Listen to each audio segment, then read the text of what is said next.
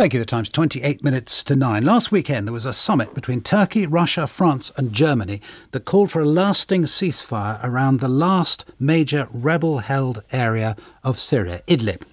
There is a tense ceasefire agreed in place at the moment, but the Assad regime is very keen to recapture Idlib and to quash opposition there, making way for elections, perhaps eventually welcoming refugees back to Syria, at least so they say. There are, though, very big concerns that a siege could endanger as many as 3 million people in Idlib, most of whom are civilians. Raed Saleh is the leader of Syria's most high-profile humanitarian group, the White Helmets, and actually comes from Idlib. So when I talked to him, we began with that place. I asked him what he thought was going to happen to his hometown.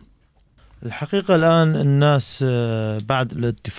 a matter of fact, after the agreement was signed in Sochi by President Erdogan and Putin to defuse the tension in Idlib, there's been a widespread feeling of relief in the province.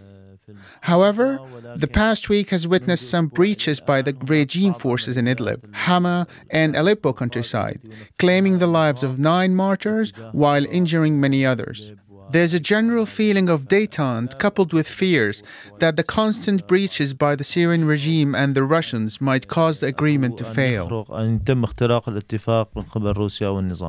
Do you believe, though, that it is possible at least that what has happened in Idlib, do you believe that that could now lead to a wider ceasefire and, more than that, to the possibility of democratic elections? The accord has led to a halt of all military operations in Idlib province. But it's not a sustainable solution. We need a more comprehensive resolution that would cover all Syrian territories.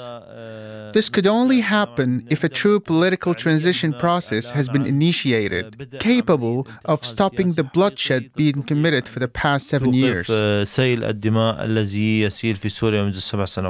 What's your relationship like with the Russians? Because, of course, you have many supporters in the West, and indeed your activities are funded by governments in the West, but your relationship with Russia is not good. What's the state of it at the moment? Our source of funding doesn't come from the West only. We accept funding without prior conditions from any other entity. I cannot assess our relation with Russia, as we've never had one in the first place.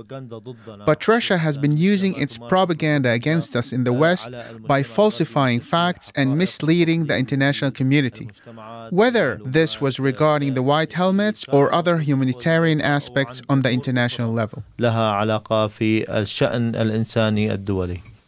Let me deal with some of those accusations because, among others, Peter Ford, the former UK ambassador to Syria, has said the White Helmets are jihadi auxiliaries, helpers of the jihadis. What do you say to him and to other people in Britain who are critical of you?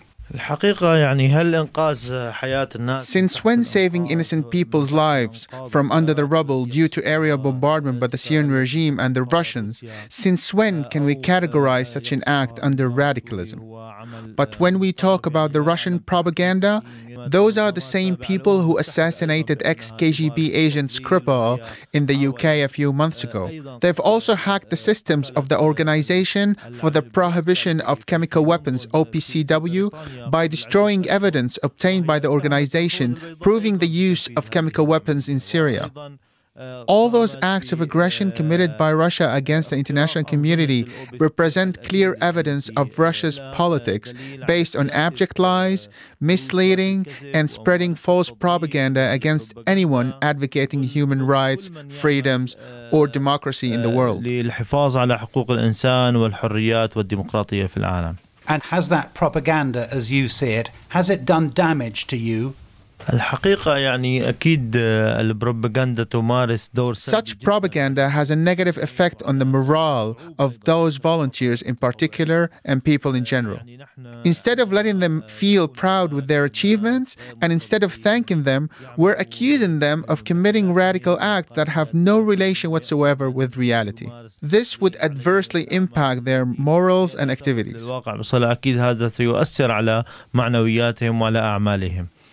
So what would you say to the British people about the work that you're still doing? My message to the British people is that we are 3,000 volunteers working in Syria, and we've saved so far more than 115,000 lives from under the rubble.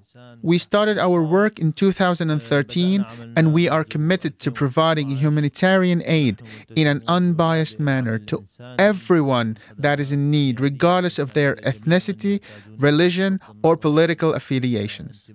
We hope that the British people and its government would continue to support the White Helmets and civilians in Syria, along with supporting a real political transition in the country that would guarantee the return of those displaced and immigrants to their homeland, and the resumption of the construction process within safe environment under the auspices of the United Nations. Raed Al Saleh, thank you very much for talking to us.